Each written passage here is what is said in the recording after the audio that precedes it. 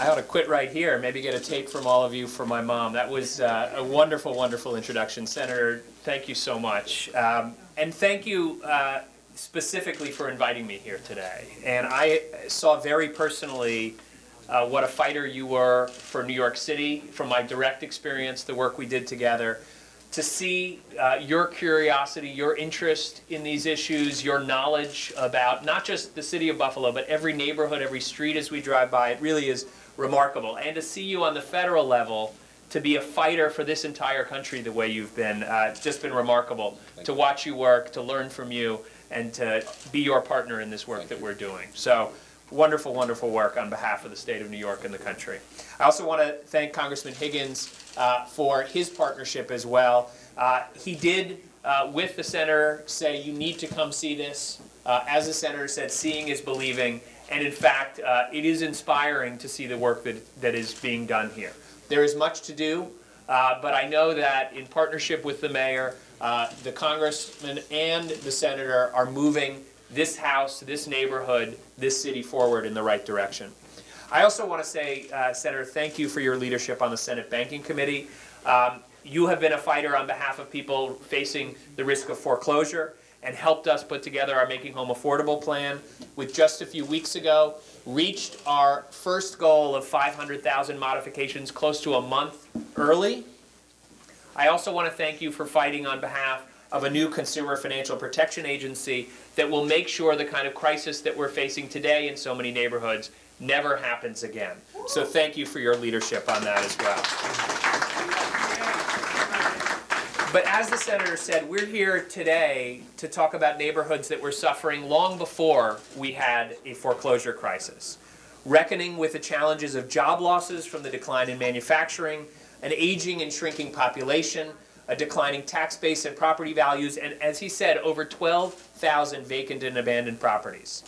I want to thank you all today that have been part of this effort for showing me what we can do to address these challenges head-on and revitalize neighborhoods, sharing with me today what works, what doesn't, and how we can help at the federal level. So let me talk a little bit about what we're already doing. In February, HUD started investing almost $14 billion in the Recovery Act into our communities, $29 million right here in Buffalo. And we've now obligated, that means communities are spending around the country 83% of our funding, $11 billion. So we got it to work quickly as well. And it's not just creating jobs. In New York State, we estimate 215,000 jobs. In this Congressman Higgins' congressional district, about 7,000 jobs will be created. But it's also making homes more energy efficient. We actually passed some AmeriCorps volunteers working on making homes more energy efficient right nearby.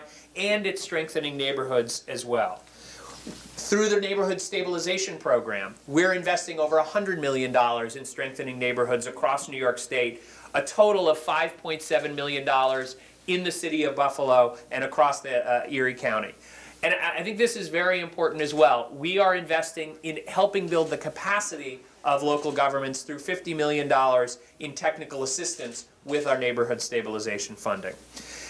Senator Schumer and Congressman Higgins have been leaders on all of these issues, including the introduction of the Community Regeneration, Sustainability, and Innovation Act to help communities deal with property vacancy and abandonment and develop targeted, innovative solutions to challenges that communities like Buffalo face. We're doing exactly the same thing at HUD. That means using federal funds more strategically to reflect the need and to encourage flexibility and innovation. That's exactly why we have a Sustainable Communities Initiative in our 2010 budget that will start to accomplish many of the goals of the Regeneration Act that you heard the Senator and the Congressman talk about. But it's no secret that communities like Buffalo face unique barriers that go beyond housing challenges alone. And that means economic competitiveness initiatives that are needed to start creating jobs and growing economies again. That's why I'm proud to be part of a task force that the President has put together across all of the federal agencies that need to be involved on cities in transition. This task force is working to determine how federal funding can help communities like Buffalo reposition their land assets and think of new ways that federal funding can spur change.